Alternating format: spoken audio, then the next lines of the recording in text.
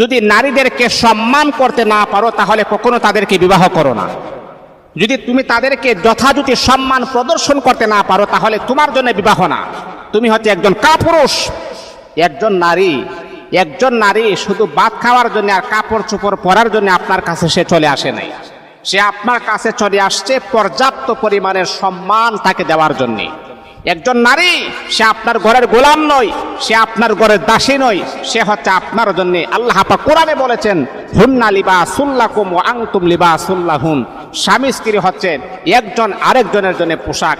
এই পোশাকটা যেমন আমার শরীরটাকে ডেকে রাখে, ঠিক তদ্রূপভাবে তারা একজন আরেকজনের শরীরটাকে ডেকে রাখে।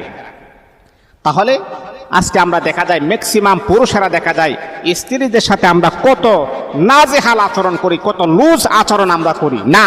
যদি সম্মান না দেখাইতে পারেন তাহলে আপনি কখনো বিবাহ করবেন না। নারীদেরকে আল্লাহর রাসূল